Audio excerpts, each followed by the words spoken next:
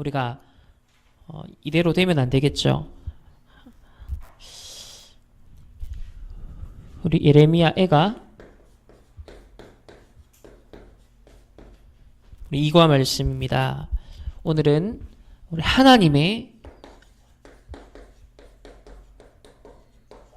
진노예요. 예레미야 전체 지난 한 달과 또 우리 지금 4월 한 달 동안 나눌 주제가 슬픔, 진노 이런 주제, 무거운 주제예요. 그렇지만은 우리가 언약으로 잡을 때는 이스라엘의 실패를 반면 우리가 거울로 삼아서 그렇다면 우리에게 하나님께서는 주고자 하시는 것이 이런 진노요, 이런 재앙이 아니라 하나님은 미리 이 이스라엘의 실패를 우리에게 거울처럼 보게 하사 우리가 그 길을 가지 않도록 우리에게 은혜를 베푸시는 시간이요. 우리를 안내하시고 우리를 많이 사랑하시는구나 라는 것을 오히려 거꾸로 느끼실 수 있는 그런 시간으로 우리가 이 예레미야서를 함께 나누는 그런 의미가 있다고 볼 수 있겠죠. 그래서 반대로 말하면 하나님의 진노가 아니라 우리 입장에서는 이스라엘이 당한 하나님의 그 진노를 보면서 우리 입장에서는 하나님이 진짜 평안을 주려고 하시는 거구나. 우리에게 평화를 주시려고 하는 거구나. 하나님이 우리에겐 진짜 승리할 수 있는, 행복할 수 있는, 우리가 정말 누릴 수 있는 그 길을 우리에게 안내하시려고 하는 거구나. 그 마음을 헤아릴 수 있는 우리 귀가 열렸으면 좋겠습니다. 쭉 읽으니까 어때요? 예레미야 애가 진짜 만약에 좀 음악이 좀 깔리고 배경이 쫙 깔리면서 이 방금 읽은 것들을 우리가 읊으면 참 이스라엘이 당한 그 고난과 고통이 얼마나 참 비참했던가, 참 슬픈 것이 느껴지는 그런 고백이라는 것을 우리가 볼 수 있는데요. 오늘 지난 주간에는 예루살렘의 슬픔이었어요. 슬픔, 예루살렘의 슬픔. 왜 슬픔을 당할 수밖에 없었던가? 그 이유를 우리가 생각을 했고, 그 말은 우리에게 슬픔 대신 기쁨을 주기를 원하시는 좋으신 하나님이거든요. 그런데 왜 그 좋으신 하나님으로 하여금 이렇게 진노할 수밖에 없도록 만들었던가? 도대체 무엇이 문제였던가? 그러면 그 문제는 나에게는 과연 없는가? 한번 우리가 말씀을 통해서 좀 확인을 하면서 도대체 하나님께서 진노, 그러니까 보통 우리 사극 같은 데를 보면 왕이 막 화를 낼 때 통초하시옵소서 하면서 이제 뭡니까? 이제 진노. 왕이 화내는 걸 우리 진노한다. 그러니까 진노하지 말라고. 하나님께서 진노하셨는데 보통 우리 사람들이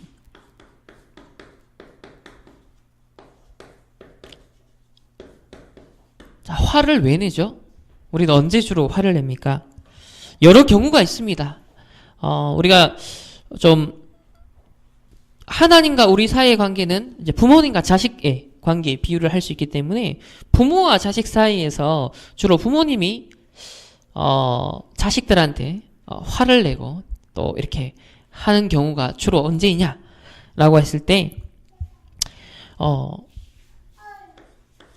계속 한두 번 얘기한 게 아니라 이 아이가 부모의 말을 계속 안 듣고 근데 분명 그 말을 안 듣고 계속 그렇게 가면은 이 아이에게는 문제가 와요. 손해가 있어요. 그게 부모님 입장에서는 그게 보여요. 그러니까 말을 자꾸 하니까 이제 잔소리가 되겠죠, 그게. 어쨌든 부모가 이 부분이 참 저래 되면 참 손해인데 참 저래 되면 안타까운 마음에 이렇게 잔소리를 하십니다.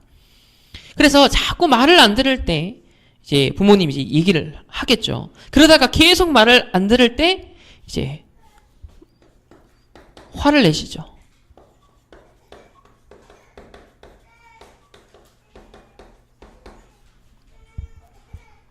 만약에 이제 저 루아가 아직까지 사리 분별을 다 할 수 없어요. 무엇이 이게 위험한지 알 수가 없잖아요. 그러니까 하나님과 우리 관계는 마치 그와 같습니다. 우리는 바로 눈앞의 것밖에 못 보는데 하나님은 과거, 현재, 미래를 동시에 다 보고 계시기 때문에 무엇이 우리에게 유익하고 우리에게 무엇이 해가 되는지를 미리 알고 계세요. 내가 볼 땐 그것이 유익이 될 것 같은데 하나님이 그것이 재앙이라는 것을 미리 아시고 막으시는 사실 그런 섭리가 있단 말이죠.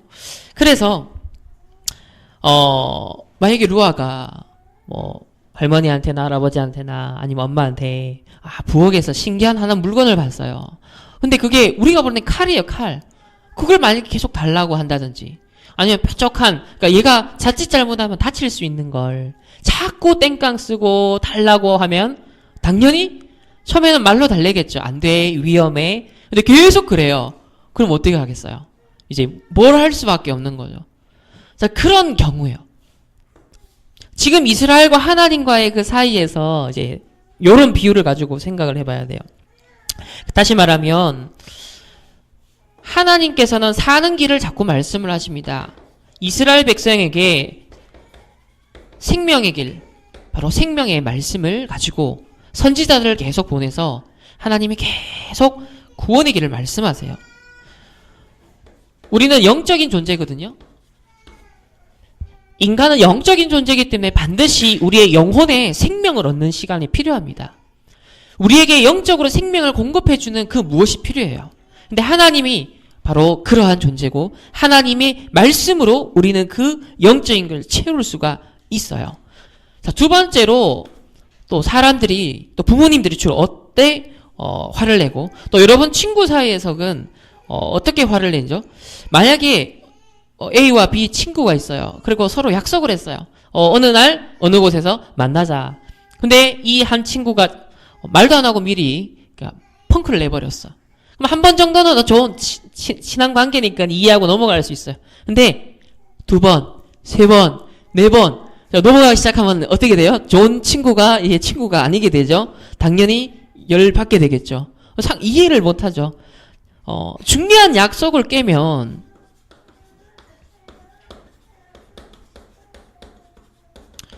우리가 사람 사이에서도 중요한 약속을 자꾸 이제 깨면은 신뢰관계가 이제 깨어지고 화가 나는 거예요.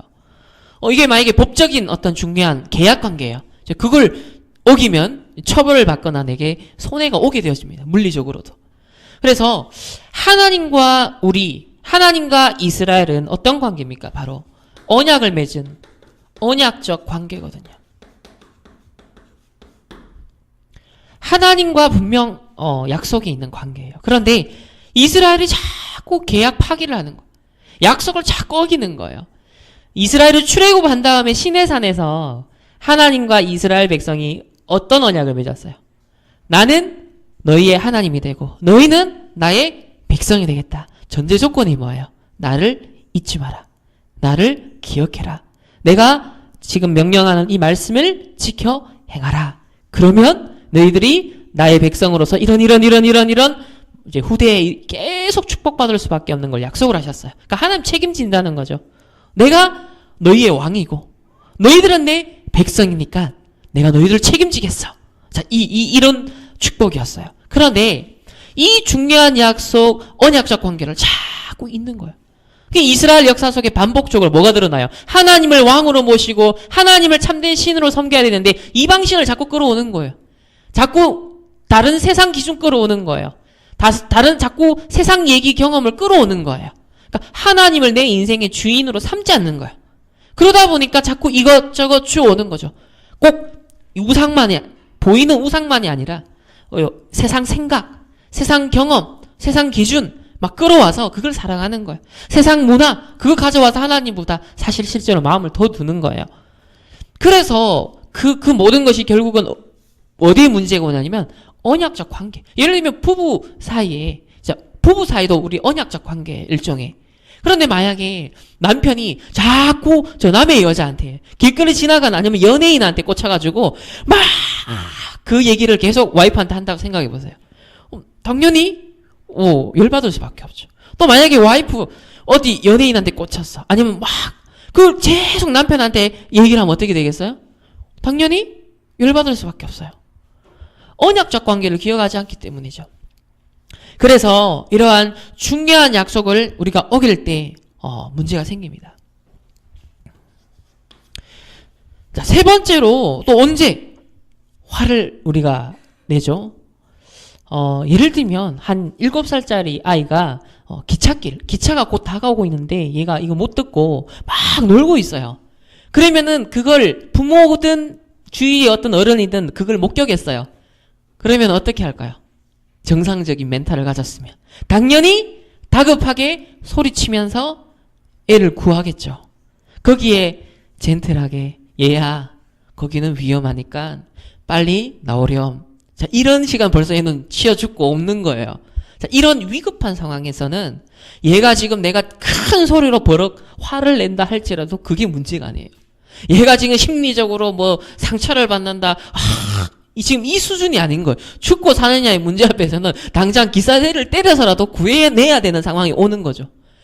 자, 그런 위급한 절대절명의 생명이 오고 가는 상황일 때는 우리가 더 큰 사고를 방지하기 위해 더 큰 사고, 어떤 면에서는 생명과 관계된 근본적인 어떤 문제를 해결하기 위해서 1차적이고 임시적인 문제는 어떤 미리 줄 수도 있는 거예요. 차라리 그걸 통해서 어떤 면에서 한 대 얻어맞고 생명을 구하는 게 낫지.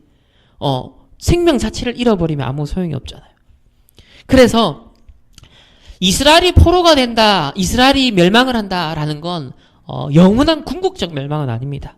하나님께서는 이스라엘이 언약적 백성으로서 마땅히 받아 누리고 세상에 이 복음을 증거할 증인으로 서야 할 마땅한 축복을 가졌는데 도저히 희망이 보이지 않는 상태까지 갔을 경우에 하나님께서는 이제 살리는 방법이 진노를 통해서, 재앙을 통해서, 전쟁을 통해서 이제 남은 자들을 솎아내는 작업을 하시는 거예요. 왜? 너무 총체적으로 무너졌을 경우에, 너무 절대 다수가 무너졌을 경우에, 거의 남은 자가 없는 상태가 되었을 경우는 그 남아있는 소수라도 살려서, 그 불씨라도 살려서 새로운 불을 지펴야 되기 때문에 나머지 것들을 버리게 되는 거예요. 이게 하나님께서 언약을 쭉 이어오는 방법이었습니다. 그래서 일본에 떨어진 그 원자폭탄은 너무 비극적 재앙이었어요. 우리가 보고 왔지만 정말 일본의 입장에서 보면 너무 비극이었고 너무 재앙이었잖아요. 그러나 그 당시 2차 세계대전과 태평양 전쟁이 한창 되던 그 전 세계적인 맥락에서 볼 때 일본이 맞은 원자폭탄은 전 세계의 평화에 오히려 도움이 되었죠. 그래서 막 일본이 어땠습니까? 막 계속 전쟁 일으켰잖아요. 막 정복하려고, 제국주의 하려고 얼마나 막 야망을 펼쳤던 나라였습니까? 그런데 그 일본을 스탑시킬 수 있는 유일한 방법이 뭐였냐면 원자폭탄이었던 거예요. 그 나라에는 엄청난 재앙이지만 전 세계의 더 큰 재앙의 소용돌이를 미리 막는 사실 필요악으로서의 공격이었습니다. 그 당시 유일한 대안이었죠. 자, 그런 측면에서 하나님의 이 이스라엘, 하나님의 백성을 향한 진노를 우리가 조금 이해할 필요가 있습니다. 진짜 멸망시키려고 하는 멸망이 아니라 새로운 시작을 하기 위해서 하나님께서 그렇게 하실 수밖에 없었던 거죠. 어떤 면에서 하나님은 굉장히 오래 참으셨던 거예요. 그래서 오늘 첫 번째로 이런 하나님의 진노, 하나님의 진노 어떤 관점에서 봐야 되느냐? 그럴 수밖에 없다. 당연했구나. 또 필연적이었구나. 그리고 사실상은 절대적인 이유가 있었고, 우리가 당연, 필연, 절대의 관점을 갖고 문제를 해석해야 돼요. 예수는 그리스도 충격받는 이 정도의 복음이 아니라 왜 그리스도이어야만 하는가? 거기에 대한 당연한 이유, 당연히 필연적인 절대적인 이유를 알고 이제 우리는 복음을 이해를 해야 된다 얘기를 하십니다. 막 충격받는 이런 정도의 그 초창기 다락방의 어떤 향수, 류목성 오히려 그거를 필요할 수 있는데 아니다 이렇게 계속 하시거든요. 그러면서 지금 그거보다 더 강력한 성령이 역사하고 있고 더 깊은 복음의 비밀이 선포되고 있다. 그래서 우리가 하나님의 진노에 대해서도 왜 그러십니까? 이 차원에서는 답이 안 나와요. 왜? 당연했구나. 필연적이었구나. 절대적이었구나. 이걸 이스라엘 역사를 통해서 한번 우리가 확인할 필요가 있겠어요. 먼저 북이스라엘을 멸망시켰던 나라가 다시 한번 정리하겠습니다. 자, 아수르라는 제국이었어요. 자, 이 아수르는 BC 8세기에 이제 크게 일어났던 강대국이었습니다. 이 아수르를 통해서 북이스라엘이 멸망을 당합니다. 이때 주로 활동했던 선지자들이 누구예요? 바로 이사야, 또 미가, 호세야, 아모스, 요나. 자, 이런 선지자였어요. 자, 두 번째로 바벨론이에요. 바벨론은 BC 7세기죠. 바로 남유다를 멸망시킨 나라입니다. 그래서 하나님이 이 아수르와 바벨론을 하나님의 언약의 백성의 뭐랄까요? 그러니까 몽둥이로 사용하셨어요. 채찍으로 사용하셨어요. 성경이 그렇게 표현합니다. 몽둥이로 아수르와 바벨론을 들어서, 다시 말하면 기독교가 본질을 계속 놓치면 불신자들이 자꾸 욕해가지고 정신 차리게 만들고, 불신자들이 자꾸 공격해서 정신 차리게 만들고, 그렇게 되는 거예요. 그래서 아수르, 바벨론을 통해서 북이스라엘과 남유다가 이렇게 멸망하게 되어집니다. 그리고 예레미야가 바로 이 바벨론 시대에 활동했던 선지자. 이사야는 이 아수르 시대를 배경으로 해서 활동했던 선지자. 이렇게 다시 한번 역사적인 큰 흐름을 먼저 보고, 첫 번째로 사실 하나님은 오래 참으시는 은혜의 하나님이셨어요. 하나님은 굉장히 오래 참으시는,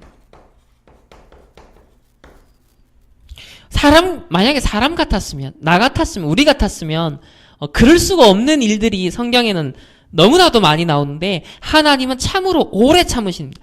이 예레미야서 자체가 몇 장까지 있어요? 52장까지 있고, 그 다음에 예레미야 애가가 5장까지 있잖아요. 52장. 이 내용이 전부 다 뭐였어요? 하나님이 오래 참으시는 그 내용을 계속 보여주고 있잖아요. 하나님 굉장히 오래 이사야도 비교적 굉장히 더 길죠? 이사야는 60장 넘게 있잖아요. 뭐예요? 오래 참으시는. 이사야는 아수르를 배경으로 한 선지자죠? 예레미야는 바벨론을 배경으로 한 선지자예요.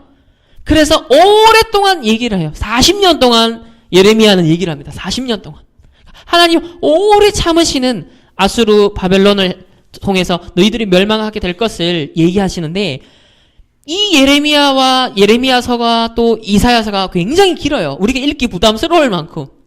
그 이유가 그만큼 오래 참으시고 은혜를 베푸시기를 원하셨고, 그리고 우리를 사랑하셨다라는 걸 거꾸로 보여주는 표현이라고 볼 수 있어요. 그래서 은혜의 하나님, 참으로 우리를 대해서 오래 기다리시는 좋으신 하나님이에요. 그래서 여러 선지자를 통해 구원의 길, 생명의 길, 살 수 있는 길을 계속 반복적으로 알리십니다. 우리가 매주 주일이 있는 게 소중한 이유가 뭐예요? 우리가 이 제도적으로 공식적으로 공예배가 있다라는 것은, 만약에 이게 없다, 만약에 우리가 이 주일날 공예배만큼이라도 없다면 우리가 자발적으로 과연 주일날 하나님 앞에 나와서 우리가 예배 드리겠습니까?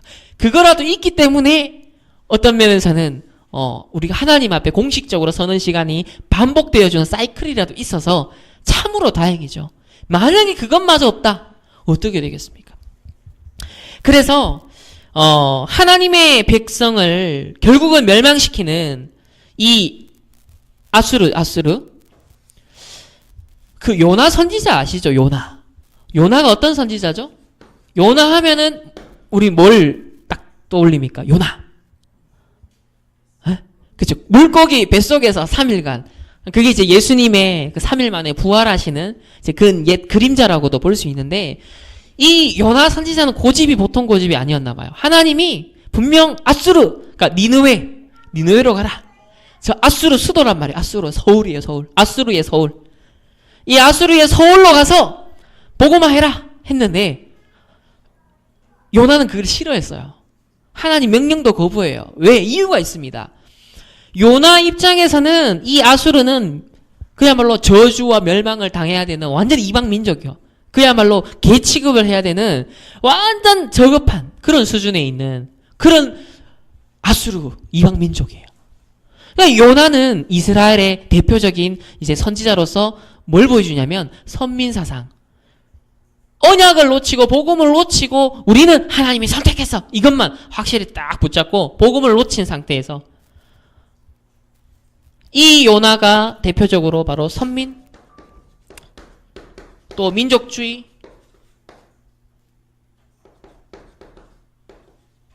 이스라엘에 멸망받을 수밖에 없는 이런 복음 아닌 것을 가득 갖고 있었던, 이 각인 뿌리 체질을 갖고 있었던 대표 요나였습니다. 그런데 이 요나가 이제 죽을 고비를 넘기고 가서 복음을 전하죠. 니느웨에 가서 복음을 전했는데 단 하루 만에 전 백성과 왕도 회개하고 심지어는 동물들도 회개하는 일이 벌어져요.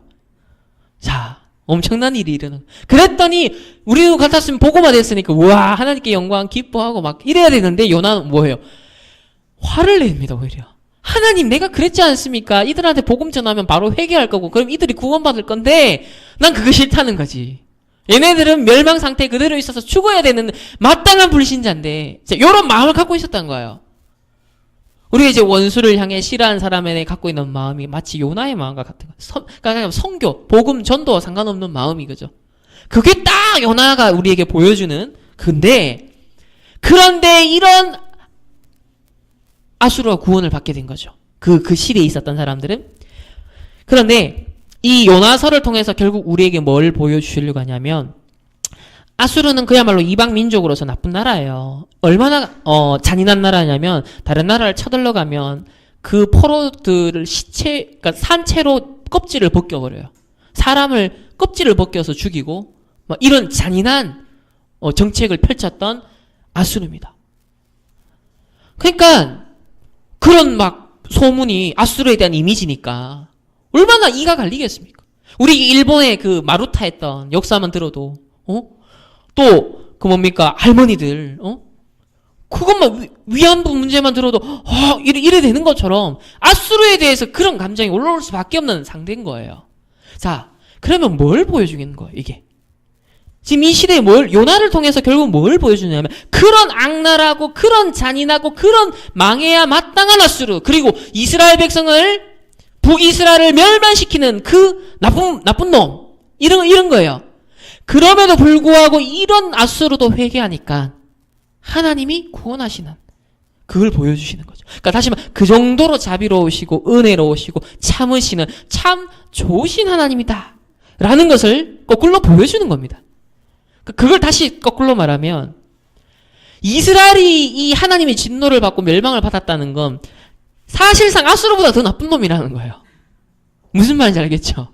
언약을 가지고 복음을 가지고 아수르보다 더 나쁜 놈인 거예요. 마음이. 상태 자체가 이 멸망받아야 마땅한 나쁜 놈보다 더 악한 마음을 이스라엘이 갖고 있었다는 얘기가 되는 거죠. 그렇게 아수르를 향해서도 오래 참으시고 자비를 베푸시길 원하시는 하나님인데 그런 하나님한테 진노를 당했다. 재앙을 받았다. 정말 나쁜 놈이에요. 그게 이스라엘의 마음이요 우리의 마음을 다시 말하면 죄인 그리스도가 아니면 절대 희망이 없는 우리의 창세기 3장의 부패한 우리의 죄악됨을 보여주는 겁니다. 그래서 결국은 어떻게 하시냐니까 오래 참으시지만 결국은 진노의 하나님으로 우리가 나쁜 놈 하나님을 진노하는 하나님 바꿔버린 거예요. 그래서 이 북이스라엘과 남유다의 멸망이 도저히 불가피할 정도로 하나님의 진노를 불러일으킵니다. 그러면 우리가 성경을 한번 찾아보겠습니다. 예레미야로 다시 넘어가서 예레미야 6장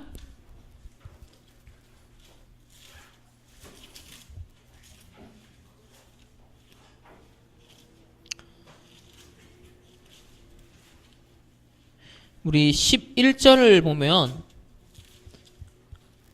예레미야 6장 11절 보면 그러므로 여호와의 분노가 내게 가득하여 참기 어렵도다. 그것을 거리에 있는 아이들과 모인 청년들에게 부으리니. 자, 여호와의 분노가 우리의 후대들에게 자녀들에게 이렇게 임하게 되어지고 남편과 아내와 나이든 사람과 늙은이 다 잡혀가는 이제 포로가 되어가는 얘기를 하십니다. 자, 22절, 23절을 우리 다 같이 한번 읽어보겠습니다. 여호와께서 이와 같이 말씀하시되 보라 한 민족이 북방에서 오며 큰 나라가 땅끝에서부터 떨쳐 일어나나니 그들은 활과 창을 잡았고 잔인하여 사랑이 없으며 그 목소리는 바다처럼 포효하는 소리라. 그들이 말을 타고 전사같이 다 대열을 벌이고 시온의 딸인 너를 치려 하느니라 하시도다. 자, 이렇게 되면서 26절을 보면 딸 내 백성의 굵은 배를 두르고 재에서 구르며 독자를 이름같이 슬퍼하며 통곡할지어다. 멸망시킬 자가 갑자기 우리에게 올 것이다 하면서 이 여호와의 진노가 이렇게 선포가 되어집니다. 그러면서 7장 19절 20절을 한번 보겠습니다. 7장 19절 20절 다 같이 시작. 여호와의 말씀이니라. 그들이 나를 경노하게 함이냐 자기 얼굴에 부끄러움을 자취함이 아니냐. 그러므로 주 여호와께서 이와 같이 말씀하시니라. 보라 나의 진노와 분노를 이곳과 사람과 짐승과 들나무와 땅의 소산에 부으르니 불같이 사라지고 꺼지지 아니하리라. 여호와의 분노, 경노, 진노 이런 무서운 표현들이 나옵니다. 쭉 넘어가서 이제 22장 19절을 보겠습니다. 예레미야 29장 우리 11절 말씀을 보면 그러나 여호와의 말씀이니라. 너희를 향한 나의 생각을 안 하니 평안이요 재앙이 아니니라. 너희에게 미래와 희망을 주는 것이라. 다시 말하면 이렇게 너희들이 포로로 끌려가고 내가 진노하는 것은 진짜 재앙이 목적이 아니다. 진짜 너희들의 후의 평안을 위해서고 미래와 희망을 위해 주는 것이다. 얘기를 하셔요. 그러니까 기찻길에 곧 치게 될 그 아이를 낚아채가지고 그죠? 업어치기라도 해서라도 구해야 되는 그 상황이 지금 이스라엘에 왔다는 거예요. 살아야 되니까. 그래서 세 번째로 자, 이 이스라엘 하나님 자녀가 도대체 어떤 상태냐? 도대체 어떤 상태로까지 변질됐냐? 너무나 고귀한 언약의 백성, 하나님의 백성인데 변질이 되었어요. 그래서 막 우리 지난주에도 읽었죠. 공주였는데 강제 노역을 하는 이제 일꾼 포로로 끌려갔다고 했어요. 그러니까 변질이 되었어요. 하나님의 언약의 백성이 지금처럼 사는 게 아니에요. 우리 기독교가 교회가 지금 이 모습이 다가 아니란 말이에요.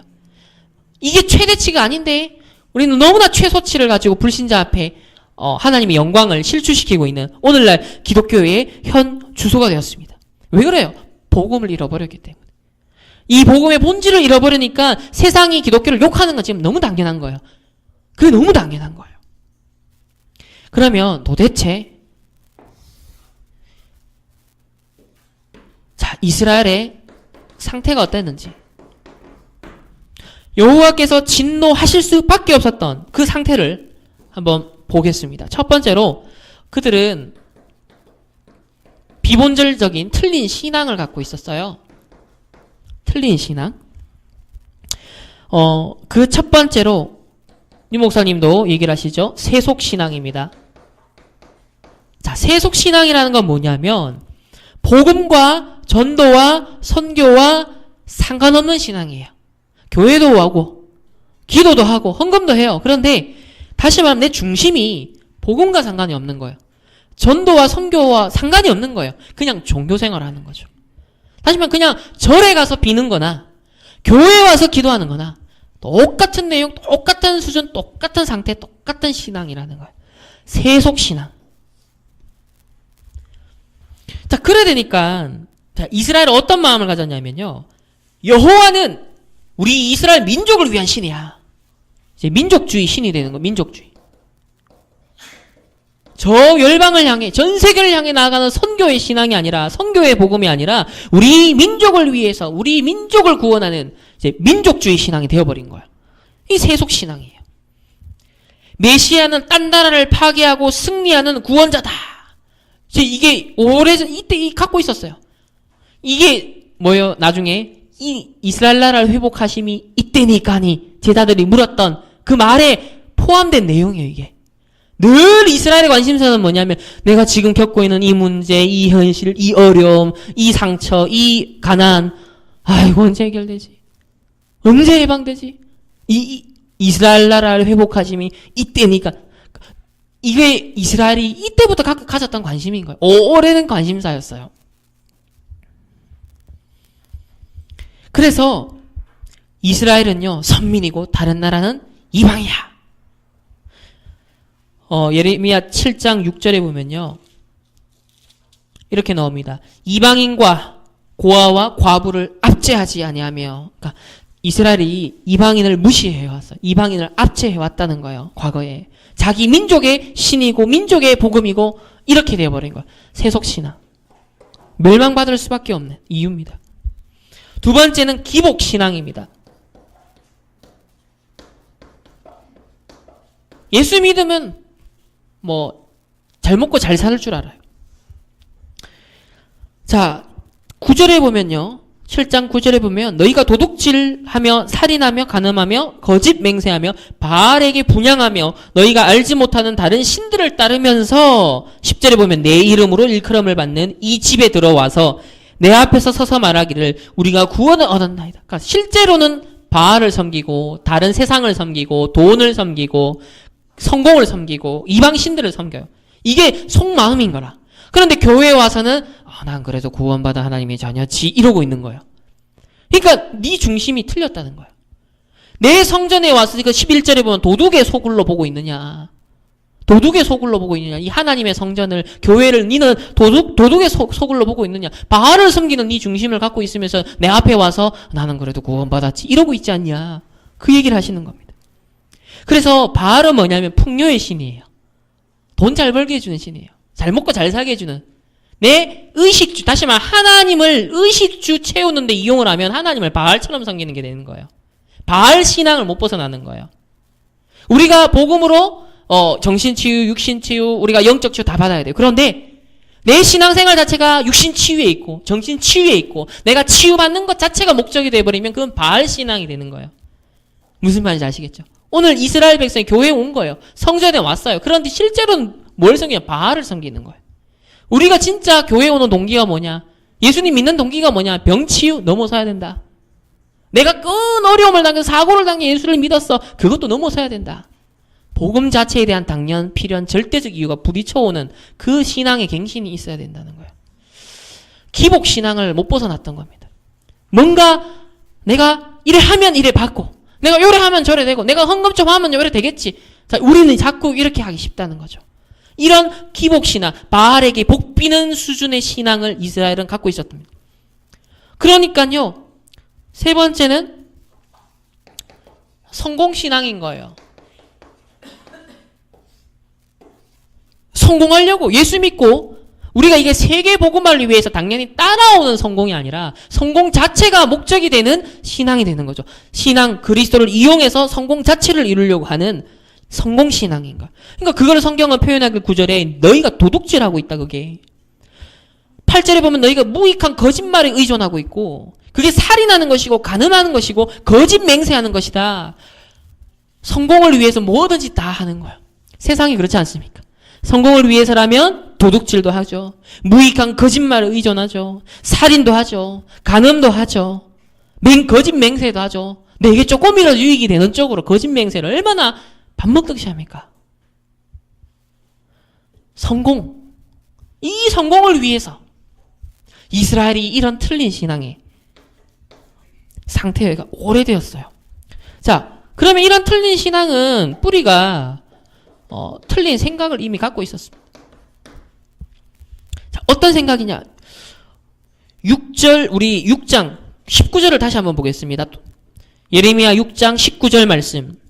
우리 다 같이 한번 읽어보겠습니다. 시작. 땅이여 들으라. 내가 이 백성에게 재앙을 내리니 이것이 그들의 생각의 결과라. 그들이 내 말을 듣지 아니하며 내 율법을 거절하였습니다. 그러니까 하나님의 말씀, 복음을 듣지 않고 놓치면서 뭘 앞세우는 거? 내 생각을 앞세우는 거. 생각의 결과. 재앙은 생각의 결과다. 너무 정확하게 나옵니다. 생각의 결과. 틀린 생각. 그야말로 불신앙, 불순종, 또 인본주의 다 같은 말이죠. 다 틀린 생각. 그 그 생각의 결과가 재앙이라는 거예요. 자, 그러면 이런 틀린 생각은 더 근원적으로 틀린 상태가 오래된 겁니다. 우리가 영적 상태, 그게 중요하다 하는 이유가 여기에 있어요. 그 상태에서 우리의 생각이 만들어지고 우리가 마음이, 그죠? 그 속에서 결국 우리의 신앙이 영향을 받게 되어져요. 그래서 이 틀린 상태에 우리 6장 10절을 보시면요. 10절에 이렇게 나옵니다. 내가 누구에게 말하면 누구에게 경책하여 듣게 할꼬 그 귀가 할례를 받지 못하였으므로 듣지 못하는도다. 보라 여호와의 말씀을 그들이 자신들에게 욕으로 여기고 이를 즐겨하지 아니하니라. 그러니까 하나님의 말씀을 욕으로 여기고 즐겨하지 않았다. 그렇죠. 이런 마음의 상태였어요. 이 말은 시편 1편에 보면 뭐래요? 복 있는 자는 여호와의 율법을 즐거워하여 주야로 묵상하는 자로다. 반대되는 상태가 된 거예요. 딱 정반대의 상태. 여호와의 말씀을 욕으로 여기고 즐겨하지 아니하니라. 틀린 상태. 이게 오래되었다는 거예요. 16절에서 17절을 보시면 다 같이 한번 읽어보겠습니다. 여호와께서 이와 같이 말씀하시되 너희는 길에 서서 보며 옛적 길 곧 선한 길이 어디인지 알아보고 그리로 가라. 너희 심령이 평강을 얻으리라. 하나 그들의 대답이 우리는 그리로 가지 않겠노라. 그러니까 하나님이 평강의 길, 심령이, 마음이 평화를 얻을 수 있는 그 믿음의 선조들이 걸어갔던 옛 길이 있는데 그 길을, 렘넌트의 그 길이 있는데 뭐예요? 우리는 그리로 가지 않겠다라고 내 생각을 또 앞세우는 거예요. 17절에 그래서 계속 시작. 내가 또 너희 위에 파수꾼을 세웠으니 나팔 소리를 들으라. 하나 그들의 대답이 우리는 듣지 않겠노라. 그러니까는 목사님을 세워, 전도자를 세워, 주의 종들을 세워 나팔을 계속 불잖아요. 파수꾼을 세워서 계속 나팔을 부는 거예요. 예레미야는 40년 동안 나팔을 불게 하셨어요. 말씀 선포하게 하신 거죠. 파수꾼을 세웠어요. 그 시대에. 또 이사야도 나팔을 계속 불었어요. 여호와의 말씀의 나팔을 계속 불었어요. 그런데 이 이사야 선지자 결국은 악한 왕이 그죠 죽여버리죠. 예레미야는 어떻게 합니까? 시위대들에 가둬버리잖아요. 자, 이런 본질이, 이런 진리가 늘 이단 누명 쓰면서 핍박을 당하는 그 일을 유 목사님 겪고 있고 우리 다락방 겪어왔어요. 마찬가지로 이스라엘 백성이요. 하나님이 사는 길, 평강을 얻는 옛길, 선조들이 걸어갔던 믿음의 길, 또 파수꾼을 세워서 계속 나팔 부는데 안 듣는 거예요. 오래되었어요. 우리는 듣지 않겠노라. 또 우리 7장으로 그럼 넘어가서 8절 보시면 이제 무익한 거짓말의 의존. 그러니까 하나님의 말씀 나팔 소리는 안 듣는데 어디는 잘 들어요? 무익한 거짓말 듣는 거에는 너무 잘하는 거예요. 거짓말을 의존하는 거예요. 그러니까 다시 말하면 세상이 속이는 말들, 속이는지는 모르고 우리는 요즘 이런 게 대세야. 이거 하면 대박 날 거야. 세상 사람 다 속이는 말인데, 다 전제가 자기 중심의 동기가 깔려있는 얘기란 말이에요. 그런데 그 거짓말을 의존은 쉽게 하는데, 나팔 소리는 안 듣는 거예요. 그래서 이게 이스라엘 상태가 오래되었어요. 그러면 13절에 보시면, 여호와의 말씀이니라, 이제 너희가 그 모든 일을 행하였으며 내가 너희에게 말하되 새벽부터 부지런히 말하여도 듣지 아니하였고 너희를 불러도 대답하지 아니하였느니라. 하나님은 계속 성령으로 감동을 주세요. 우리 마음에 얘야 요거 해. 요거 조금 말씀 잡고 기도해. 조금 실천해. 이 훈련 속으로 들어가. 이 응답 속으로 들어가. 새벽 예배 가. 수요 예배 가. 금요 예배 가. 기도 수첩 붙잡고 아침에 집중하는 시간 가져. 잠들기 전에 꼭 그죠? 하루를 정리하고 치유하는 시간 가져. 5분만 10분만 계속 얘기를 하시잖아요. 전도자를 통해서. 그런데 새벽부터 부지런히 말하여도 듣지 아니하고 불러도 대답하지 아니야. 이제 생각이 시작하는 하나님 말씀 생각이 시작하는 거예요. 아무 의미 없는 상태가 되는 거죠. 그러니까 22절에서 26절을 보시면 이제 절정으로 갑니다. 22절에서 26절 사실은 이렇게 얘기합니다. 하나님도 얼마나 이제 속이 찼으면 사실은 이제 속내를 드러내시는 거예요. 사실은 내가 너희 조상들을 애굽 땅에서 인도하여 낸 날에 번제나 희생에 대하여 말하지 아니하며 사실 하나님이 희생 제사를 통해 출애굽했으니까 이 희생 제사는 굉장히 의미가 큰 복음의 사건이에요. 상징적인 사건이잖아요. 그런데 얘기를 하시기를 번제나 희생에 대하여 말하지 아니하고 명령하지 아니하고 했거든요, 사실. 근데 사실은 하면서 내가 그게 말하려고 했던 게 아니라 진짜 말하고 싶었던 건 딴 거여서 뭐예요? 23절부터 나옵니다. 다 같이 읽어보겠습니다. 시작. 오직 내가 이것을 그들에게 명령하여 이르기를 너희는 내 목소리를 들으라.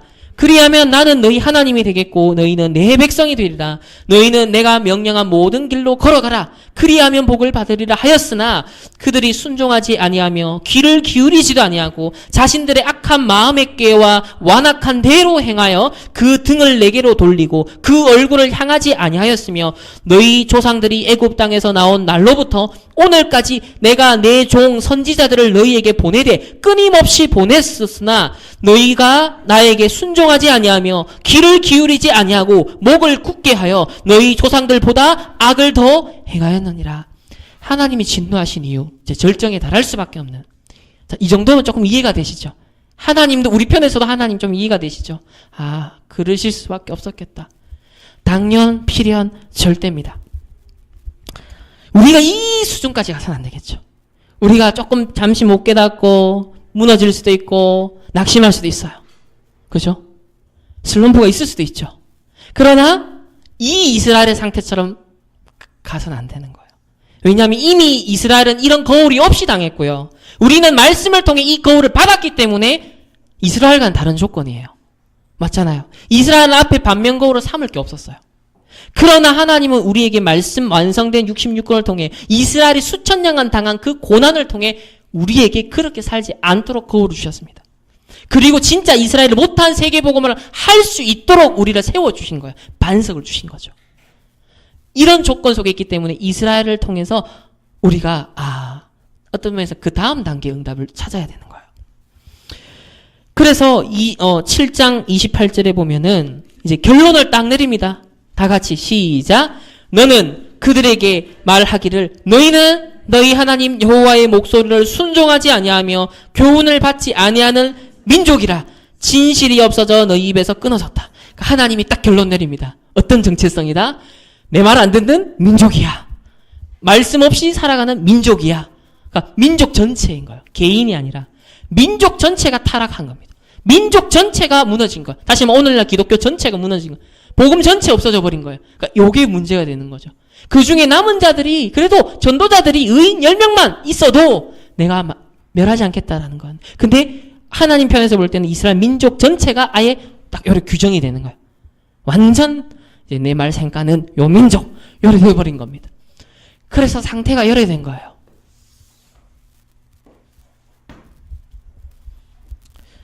그래서 참으로 이스라엘 그 선민 사상을 가진 우리 민족은 우리 하나님은 우리를 위한 신이야. 이방 민족들은 다 멸망받아야 돼라는 이런 유대인의 자존심이 있었기 때문에 이 하나님의 백성이 멸망할 것이다 라는 그 예언의 말씀을 받아들일 수가 없었어요. 인정할 수가 없었어요. 돌이킬 수가 없었습니다. 그래서 세 번째로 그럼 하나님이 정말 필요로 하시는 것은 무엇일까요? 자, 이런 이스라엘을 보면서 도대체 하나님이 우리에게 필요로 하시는 게 과연 무엇일까요? 유 목사님은요, 우리 랩런트들이 세상에서 성공하기 위해서 열심히 노력하고 스펙을 쌓잖아요. 내 성공 스펙보다도 뭘 더 쌓아야 된다? 영적인 스펙을 쌓아라. 스펙이라는 건 이제 쌓이고 쌓이다 보면은 그게 이제 넘쳐 흐른단 말이죠. 성경 스펙보다 영적 스펙을 쌓아라. 여기에 뭘 둬라? 우선 순위를 둬라. 순서를 바꿔라. 그래서 첫 번째로 우리가 잘 아는 사도행전 1장 1절 그리스도죠. 이거를 우리는 갈보리 산의 언약이다. 이렇게 얘기를 하는데 이걸 그럼 어떻게 누리고 적용을 해야 될 거냐? 우리 지난주에 있었던 유럽 랩런트 집회 때 류 목사 그렇게 표현을 하셨어요. 자, 보통 문제가 오고 사건을 당하면 크든 작든 간에 이제 믿음이 좀 없는 사람들, 믿음 없는 사람들은 어떻게 반응을 하냐? 왜 나에게 이런 어려움을 주십니까? 라고 원망을 한다. 근데 좀 믿음이 있는 사람들은 하나님의 절대 주권하면서 하나님 계획이 있겠지 라고 하면서 이제 막연한다는 거죠. 다시 말해 하나님 계획을 구체적으로 찾아 들어가는 그런 걸 안 하면서 그냥 하나님 계획이 있겠지라고 하면서 던져두고 그냥 막연해진다는 거죠. 그러니까 언젠간 하나님이 응답하시지 않겠냐? 이제 그럼 고생한다. 대부분 기독교인들이 주여 하면서 참고 있다. 병든다. 그래서 어려움 왔을 때 한쪽은 피하거나 한쪽은 견디거나 또 문제가 왔을 때 막 하나님께 따지거나 원망하는 이런 쪽이거나 아니면 아예 자포자기해버리는 나 몰라라는 식으로 둘 중 하나를 보통 선택한다는 거예요, 사람들이. 근데 이게 실패의 원인이다. 그 얘기를 하시면서 우리가 그리스도를 안다, 복음을 가졌다, 갈보리산이 어떤 현장입니까? 예수님이 십자가 지신 사건. 그리스도가 모든 걸 완성하신 것이 이루어진 현장. 다가 다 끝냈다는 그 말씀 성취된 현장. 그야말로 우리가 구원받았다는 것은 지금 왜 내게 이런 어려움 왔어요? 아니면 포기하는 이런 수준으로 살 인생이 아니라는 거예요. 구원받았다라는 것은 어마어마한 신분인데 문제가 왔을 때 어려움이 왔을 때 반드시 이 우리 삶이라는 게 있죠. 여러분 사건, 일, 문제라는 이런 삶이라는 게 있는데 구원받은 자에게 있는 이 삶이라는 것은 반드시 뭘로 해결이 되게 돼 있냐? 하나님이 주시는 말씀을 가지고 100% 해결되게 되어 있는 삶이라는 거예요. 이걸 일단 인정하고 우리가 접근해야 됩니다. 이스라엘이 그렇게 듣지 않았던 그 말씀, 그 귀 기울이지 않았던 말씀, 그 닫혀 있었던 그 말씀, 하나님의 말씀으로 100%, 200%, 300% 구원받은 자의 삶은 해결되고 그 길로 승리할 수 있다는 것에 우리는 과감하게 승부수를 던져야 돼요. 그게 불신자랑 다른 우리가 경쟁력입니다. 여기에 대한 믿음이 있어야 돼요. 그래서 구원받았다는 것을 깊이 생각하면 어마어마한 거예요. 사단에게, 죄의, 지옥에게서 해방이 된 거거든요. 그래서 이 부분을 굉장히 강조를 하셨습니다. 자, 이렇게 말씀으로 삶에 확인되고 적용될 때 이제 복음되는 일이 벌어진다. 그럼 요셉의 경우를 예를 드시면서 요셉은 말씀으로 늘 확인하는 습관이 있었어요. 그러니까 말씀으로 삶 속에서 하나님 함께 하는구나. 내 구원받았구나. 임마누엘 하시는구나. 이걸 늘 확신하고 늘 누리고 있다가 어느 날 꿈을 꾼 거예요. 근데 그 꿈이 세계복음화의 확실한 비전의 꿈이었던 거예요. 그러다가 노예로 갔어요. 노예로 팔리면서도 말씀을 갖고 확인한 거예요. 하나님 나와 함께 하는데 난 구원받았는데 근데 난 노예로 가네? 그럼 여기에 대한 하나님 계획이 뭐지? 라고 했더니 보디발 식당에 팔려가는 게 아니라 어디에 팔려갔다? 보디발 집에 팔려간 거예요. 오, 군대 장관. 세계복음화에 조금 더 한 발짝 다가가네? 이게 하나님 계획, 세계복음화 이루는 과정이지 않겠냐? 그러면서 보디발 집에 대한 전도 계획을 딱 찾게 되는 거예요. 그러면서 또 누명 쓰고 억울하게 감옥에 또 가요. 그러면서 또 뭘 누려요? 하나님 나와 함께 하는데 내가 지금 억울하게 누명 쓰고 또 가네? 말씀을 갖고 답을 얻는 또 확인을 해요. 그러다 보니까는 눈이 번쩍이는 거죠. 감옥에 도착하니까 어디에요? 정치범 수용소라. 왕의 측근들 출신들이에요. 왕궁의 사정을 다 알 수 있는 거예요. 이야, 하나님이 이 애국 보고만이 더 한 발짝 다가가게 하시네? 이렇게 확인이 되는 거예요.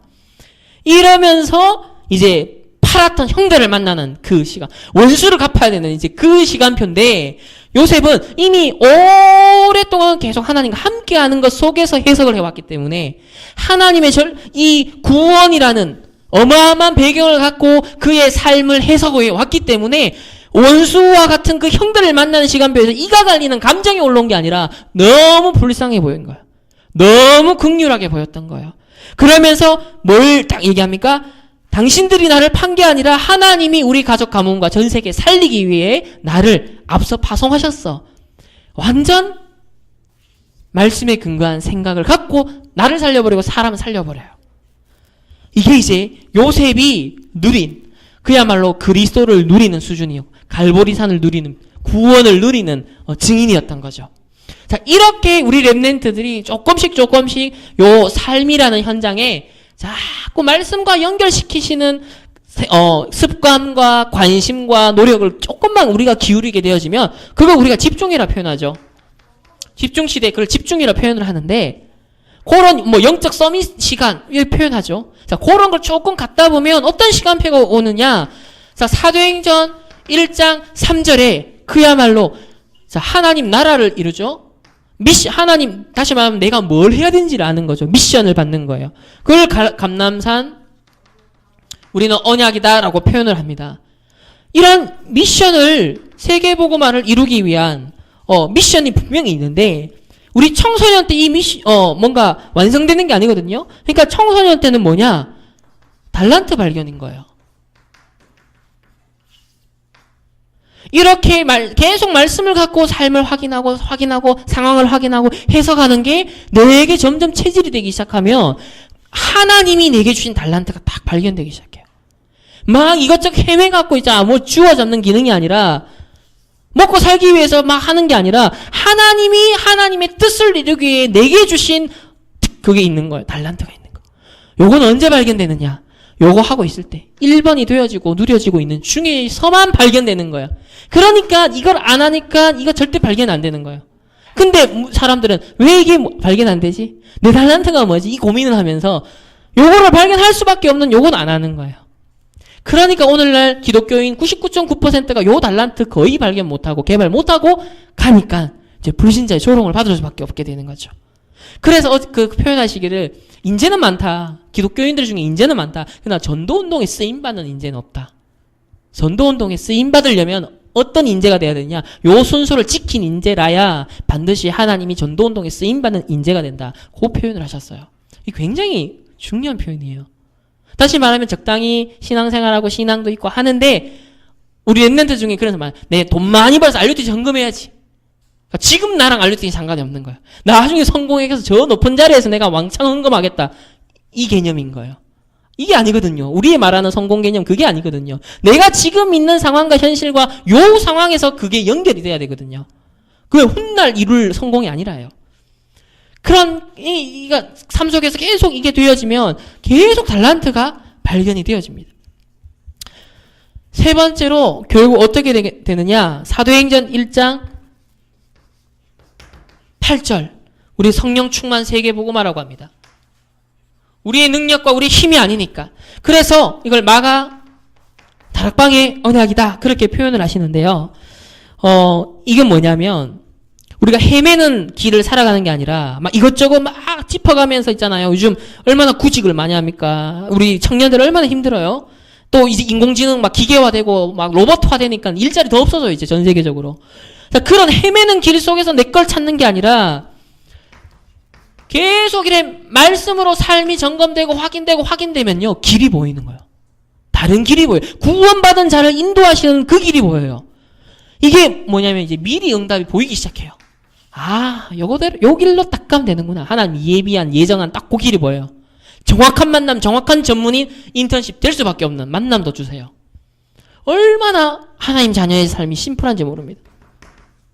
이걸 다 놓치니까 이스라엘이 먹고 살기 위해 바알신 섬겨야 되죠. 거짓말 의존해야 되죠. 그러다가 결국은 하나님 말씀 들을 시간도 없는 거예요. 왜? 막 세상 지금 트렌드로 따라간다고 바빠. 결론은요. 우리에게 필요한 회복이 뭘까요? 도대체 우리에게 필요한 회복이 뭐겠습니까?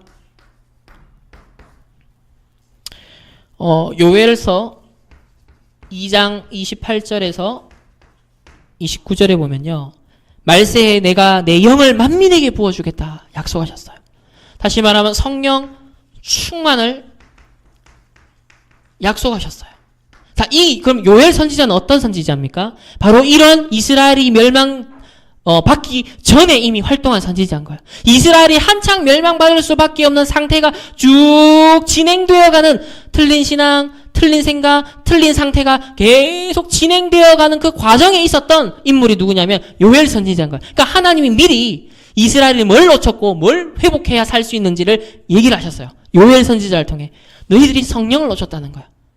너희들이 네가 주인 되어서 열심히 살아가지. 아니야. 성령이야. 성령으로 새롭게 시작해야 돼. 원래 우리 주제의 말씀, 우리 충만교회 주식. 성령으로 새롭게 시작하게 하소서. 요게 요엘 선지자를 통해 미리 예언된 말씀이었던 거예요. 그리고 그 바톤을 이어서 누가 예언을, 바벨론 포로 이후에 누가 얘기합니까? 스가랴 4장 6장 6절. 뭐예요? 이는 오직 내 힘으로 능력이 아니라 오직 나의 영으로 되느니라. 그 말은 그전에는 내 힘과 내 능력으로 열심히 이스라엘에 살아왔어요. 이렇게 틀리게. 그 결과 예배도 말씀도 아무것도 안 들리는 거예요. 필요가 없는 상태. 왜? 먹고 살아야 되니까. 바알 섬겨야 되니까. 그런데 뭐예요? 성전 건축을 해야 되는 이 이스라엘에게 너희들의 힘이 아니라 너희의 능력이 아니라 오직 나의 영으로. 여러분의 학업을 어떻게 하십니까? 여러분의 사업을 어떻게 하십니까? 여러분의 인간관계를 어떻게 하십니까? 오직 성령으로. 이 말이 실제로 부딪혀 오셔야 돼요. 그래서 이번 주간 묵상할 건요, 다른 게 아니라 오직 성령 내주. 하나님이 내 안에 함께 하시고 나와 함께 한다는 말이 뭐냐? 정말 성령, 그러면 내가 해야 될 건 뭐냐? 인도를 받아야 되는데 하나님의 인도를 받기 위해 몸부림 정말 쳐봤습니다. 하나님의 인도가 뭐지? 그걸 놓고 질문하면서 말씀을 계속 귀 기울여 보십니까? 하나님의 인도받기 위해서 그러면요, 말씀 귀 기울일 수밖에 없어요. 말씀을 찾을 수밖에 없어요. 왜? 정확한 하나님 인도받기 위해서. 성령의 인도가 뭐지? 그러면서 정말 약속하신 그 능력, 성령 충만의 그 다른 능력. 이거 아니고서는 이 요즘 시대는요, 여러분 먹고 살기도 힘들어진 시대가 이제 되었습니다. 제4차 혁명 시대. 이제는 아주 소수의 사람이 대부분의 부를 가져가고 많은 일반적인 직업들도 이제 사라지는 시대. 우리가 살아가야 할 시대예요.